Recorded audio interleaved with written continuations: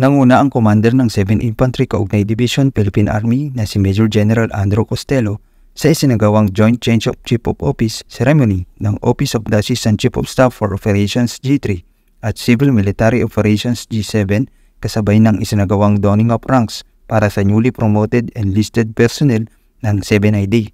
Naupo bilang bagong Assistant Chief of Staff for Operations G3 si Lieutenant Colonel Isidro Vicente na umalili kay Colonel Marcelo Valdez Jr.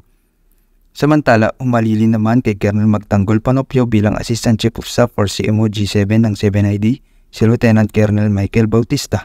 Bago maupo bilang bagong G3, nanungkulan si Lieutenant Colonel Vicente bilang Battalion Commander ng 3rd Infantry Regarder sa Puat Battalion na nakabase sa Samar. Sa kabilang banda, nanungkulan naman si Lieutenant Colonel Bautista bilang Battalion Commander ng 71st Infantry Kaibigan Battalion sa mga Tarim, Pangasinan bago maupo bilang G7. Kasabay ng sinagawang Joint Change of Command Ceremony ay ang donning of ranks para sa 25 newly promoted enlisted personnel ng 7ID. 24 dito ay na-promote bilang Private First Class at isa naman na na-promote bilang Corporal. Kinilala rin sa nasabing aktibidad ang kontribusyon ni Major Norin Fajardo, ang former Division Provost Marshal, sa pamamagitan ng paggawad sa kanya ng parangal. Isa itong paraan upang kilalanin ang kontribusyon at tagumpay ng bawat isang kaugnay troopers at mapanatili ang kanilang mataas na moral at katapatan sa tungkuling maglingkod sa bayan.